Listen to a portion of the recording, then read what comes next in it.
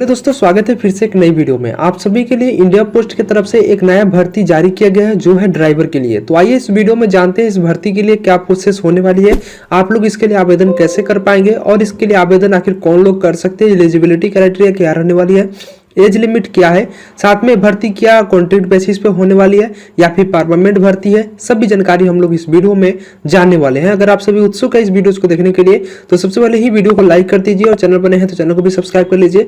इस प्रकार की वीडियो आपको इस चैनल पर देखने को मिलती रहती है। चलिए स्टार्ट करते हैं। देख सकते हैं कि मैंने यहाँ पे इस भर्ती की जो नोटिफिकेशन है मैंने इसे डाउनलोड कर लिया है। आपको ये नोटिफिकेशन मिलेगा कहाँ से वो भी मैं आपको बता दूंगा। जारी किया गया है, यहाँ पे सबसे ऊपर ही लिखा हुआ है government of India ministry of communications और नीचे देखेंगे डिपार्टमेंट ऑफ पोस्ट ऑफिस। पूरे राज्य के उम्मीदवार जो है यानी कि ऑल स्टेट के कैंडिडेट यहाँ पे अप्लाई कर पाएंगे और साथ में जो कि ये आप लोग का जो यहाँ पे भर्ती मतलब जब आप लोग का सिलेक्शन होगा वो मध्य प्रदेश में जाकर के आपको अपना नौकरी करना पड़ेगा। वहीं यहाँ पे दिखाया गया मध्य प्रदेश सरकार के लिए निकाला गया है डिपार्टमेंटल पोस्ट। तो पहले हम लोग सैलरी के बारे में जान लेते हैं। जो कि आप लोग का पोस्ट नेम जो होने वाला है स्टाफ कार ड्राइवर होने वाला है, ऑर्डिनरी ग्रेड है जो कि ग्रुप सी के अंतर्गत ये आता है पोस्ट। और नाउ यहाँ पे आप लोग का सैलरी जो होने वाला है स्टार्टिंग 19,900 से 63,200 तक आपका जाने वाला है। लेवल 2 का सैलरी आपको यहाँ पे देखने को मिलेंगी, यही यहाँ पे बताया गया है। वैकेंसीज के बारे में बताया गया कि कौन से कैटेगरी के लिए कितना यहाँ पे पोस्ट निर्धारित किए गए। जैसे अनरिजर्व्ड के लिए 5 पोस्ट, एससी के लिए 2, एसटी के लिए 2 और ओबीसी के लिए 1 सीट और ईडब्ल्यूएस के लिए 1 सीट यहाँ पे है और टोटल 11 पोस्ट जारी किया गया है जो कि एक सर्विसमैन के अंतर्गत अगर कोई है तो उनके लिए भी 1 सीट यहाँ पे निर्धारित किया गया है।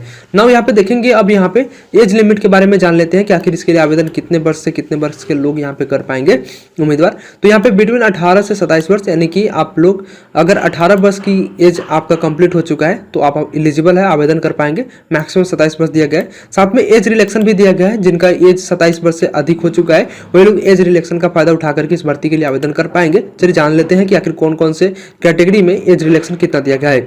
अगर आप ओबीसी से आते हैं तो आपको 3 साल का यहाँ पे छूट दिया गया है एज में। अगर आप एससी एसटी के अंतर्गत आते हैं तो आपको 5 साल का छूट दिया गया है। अगर आप सेंट्रल गवर्नमेंट में सर्वेंट है यानी कि आप अगर केंद्र सरकार की कोई नौकरी करते हैं तो इस स्थिति में आप 40 वर्ष भी हो चुके हैं तो भी आप इसके लिए एलिजिबल है। एक सर्विसमैन के लिए भी यहाँ पे 3 वर्ष दिया गया है, मैच दिया गया है। ठीक है, अब यहाँ पे नीचे की तरफ स्क्रॉल डाउन करते हैं तो यहाँ पे और भी जानकारी दी गई है। जैसे तो आप सभी का जो लास्ट डेट रहने वाला है एप्लीकेशन का 24/11/2023 यानी 24 नवंबर 2023 तक आप इसके लिए आवेदन कर पाएंगे।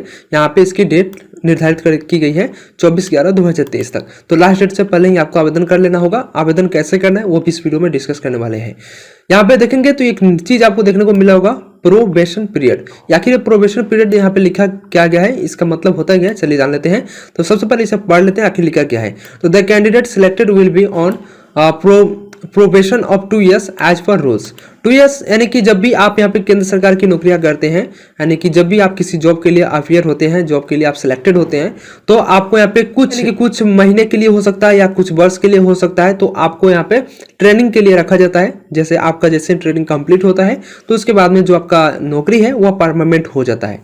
तो उसी तरह से जो यहाँ पे नोटिफिकेशन के आधार पर जो बताया गया है कि आप सभी का 2 years के लिए यहाँ पे जो कि आपका प्रोबेशन पीरियड चलेगा और इसके बाद में जो आपका 2 years यानी 2 साल के बाद में आपका जो नौकरी है वह कंफर्म हो जाएगा, आपका परमानेंट हो जाएगा। ये सभी नौकरी के साथ में होता है इसलिए आपको डरने की बात नहीं है। Educational and other qualification, educational qualification क्या रखा गया है तो सबसे पहली बात कि आप अगर 10th पास है तो एलिजिबल है किसी भी बोर्ड से, यानी कि इस देश के भारत में किसी भी राज्य के बोर्ड से हो या सीबीएसई बोर्ड से है तो भी आप इसके लिए एलिजिबल होने वाले हैं। आप यहाँ पे देख पाएंगे डिजायरेबल क्वालिफिकेशन भी दिया गया कि 3 years service age home guard और सिविल वॉलंटियर्स। अगर आप नहीं है तो भी आप एलिजिबल है, 10th पास होना चाहिए, साथ में आपके पास में ड्राइविंग लाइसेंस होना चाहिए। ड्राइविंग लाइसेंस पे आखिर कौन सा लाइसेंस आपके पास में वैलिड होना चाहिए वो मैं आपको आगे बताऊंगा। उसके पहले डिजायरेबल क्वालिफिकेशन के बारे में समझ लेते हैं।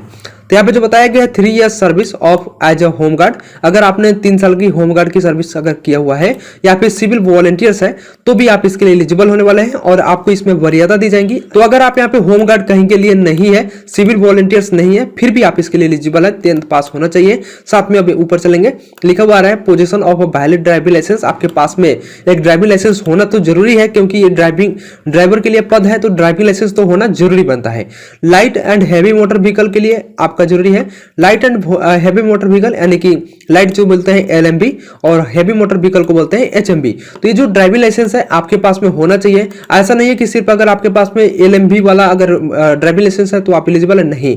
आपके पास में एलएमबी और हैवी मोटर व्हीकल यानी कि एचएमबी सेम भी दोनों का आपका ड्राइविंग लाइसेंस होना जरूरी है। और आपको यहाँ पे मोटर मैकेनिज्म के बारे में अच्छा ज्ञान भी होना चाहिए थोड़ा बहुत, यानी कि जैसे कि अगर आप कहीं पे गाड़ी लेकर के जा रहे हो तो कुछ अगर गाड़ी के अंदर फॉल्ट आ जाता है, जैसे गाड़ी का टायर जो है अगर पंचर हो जाता है तो उसे कैसे बना सकते हो, यानी कि थोड़ा बहुत जो उसमें माइनर जो प्रॉब्लम्स आती हैं, जो डिफेक्ट हुआ है उस चीज को बनाने की जानकारी तो आपके पास में होना चाहिए, जो एक ड्राइवर के लिए ये सभी चीजें जरूरी होती है जो कि ये ड्राइवर कर लेता है। ठीक है, तो ये ही जानकारी यहाँ पे दी गई है। एक्सपीरियंस भी यहाँ पे मांगा गया है 3 इयर्स का, आप यहाँ पे देख लेना, एलिजिबल हो आवेदन कर लेना। अब यहाँ पे पैटर्न और सिलेबस के बारे में समझ लेते हैं कि आखिर इसके लिए क्या यहाँ पे पैटर्न सिलेबस है। ड्राइविंग टेस्ट तो आपको देना ही पड़ेगा, ट्रेड टेस्ट है और दूसरा ड्राइविंग टेस्ट है।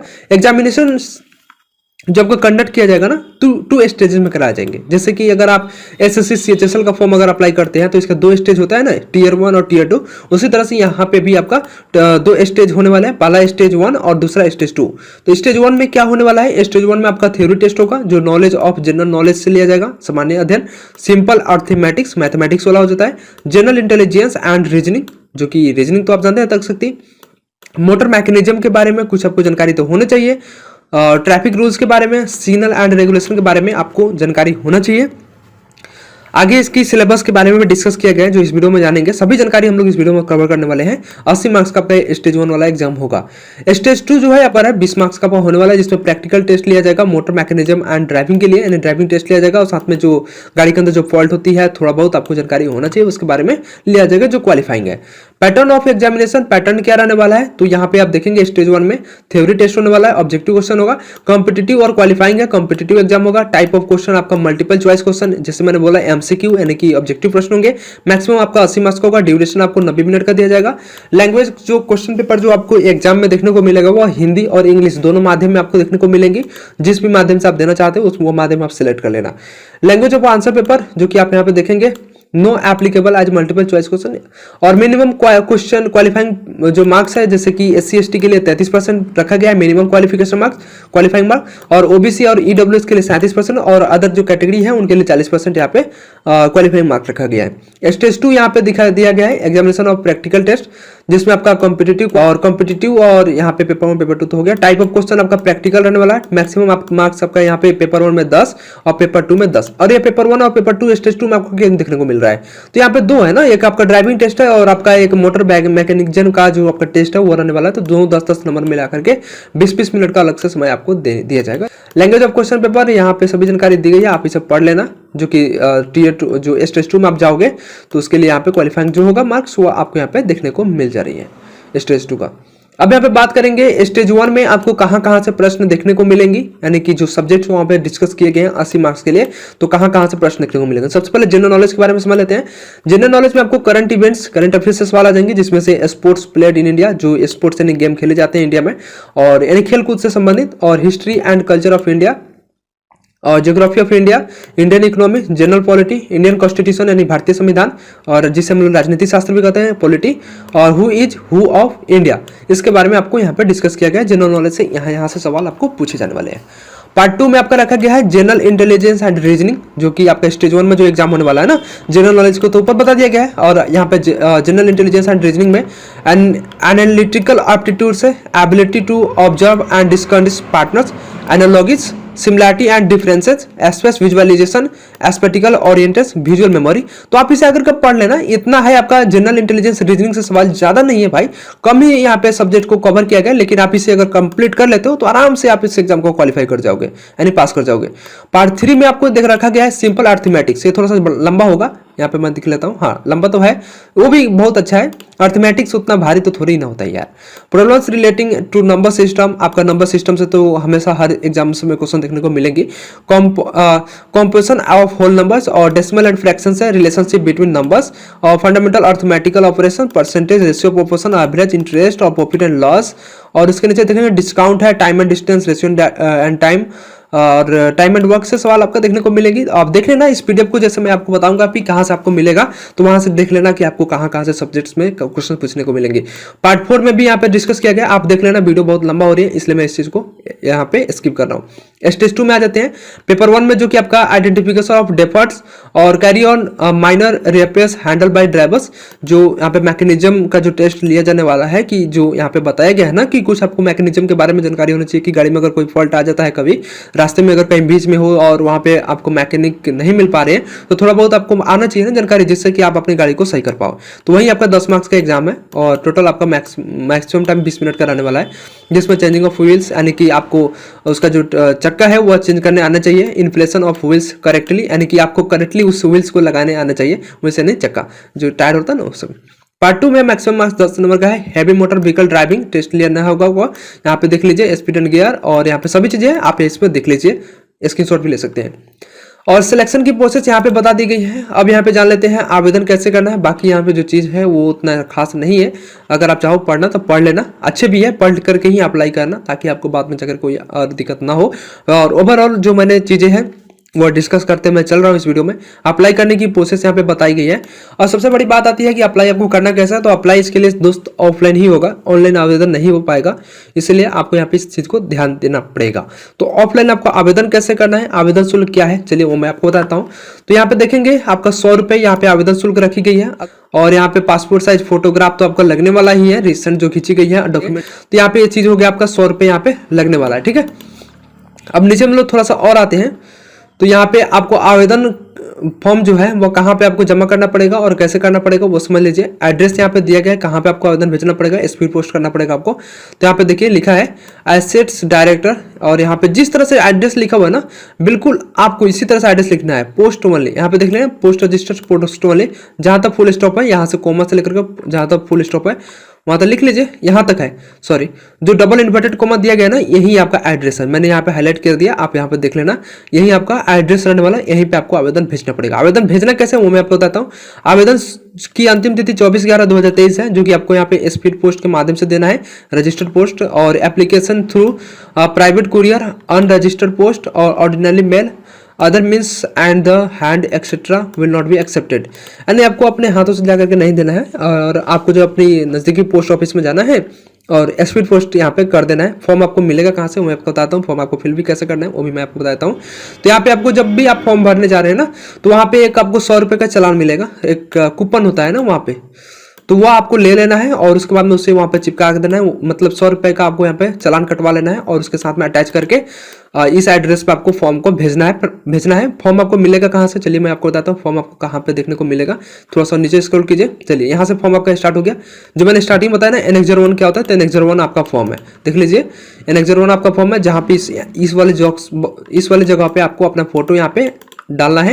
यहाँ पे अपना नेम डाल दीजिए, ब्लॉक लेटर कैपिटल लेटर में ही डालिएगा, आधार नंबर और फादर्स नेम। इसके ऊपर एक अलग से मैं वीडियो डाल दूंगा कि आप इस फॉर्म को कैसे फिल कर पाएंगे। फिलहाल जो मैं ओवरऑल जो चीज़ें हैं मैं आपको बताता हूँ, तब तक के लिए आप नेक्स्ट वीडियो का इंतजार भी कीजिए। अगर आपको इस फॉर्म को फिल नहीं करने आ रहा है तो मैं आपको उस वीडियो में बता दूंगा, स्पेशली इसी फॉर्म को भरने के ऊपर वो वीडियो होगा, ताकि आपको कोई प्रकार की प्रॉब्लम्स नहीं होंगी। और उस वीडियो में भी मैं आपको बताऊंगा कि आपको यहाँ पे कहाँ पे फॉर्म आप भेजना पड़ेगा। एंड नाउ इस वीडियो में भी मैंने आपको चीज़ बता दिया है। तो यहाँ पे देखेंगे जितना भी मैं नीचे कर रहा हूँ ये सभी आपका फॉर्म है, जिसे आपको यहाँ पे प्रिंट आउट निकलवाना है और इससे आपको फिल करना पड़ेगा। सभी की जगह पर जहाँ जहाँ खाली स्थान दिया गया है, तो आपको कहाँ कहाँ भरना पड़ेगा वहाँ पे लिखा हुआ है, आप वहाँ पे देख लीजिएगा, ठीक है। तो इस तरह से है, लास्ट पेज है, यहाँ पे इस सभी पेजेस में आपको यहाँ पे फिल करना पड़ेगा इस फॉर्म को। तो यही फॉर्म है, आपको यहाँ पे इसे फिल करना है और वहाँ पे जाकर के पोस्ट ऑफिस के माध्यम से जो एड्रेस बताया गया इस एप्लीकेशन इस नोटिफिकेशन में, वहां पे जाकर के आपको जमा कर देना है, यानी स्पीड पोस्ट कर देना है, भेज देना है, ठीक है। और जो एप्लीकेशन फी है आपका 100 रुपया यहाँ पे चार्जेस किए गए हैं, चार्ज रखा गया है और सेंट्रल गवर्नमेंट के द्वारा भर्ती निकाला गया है,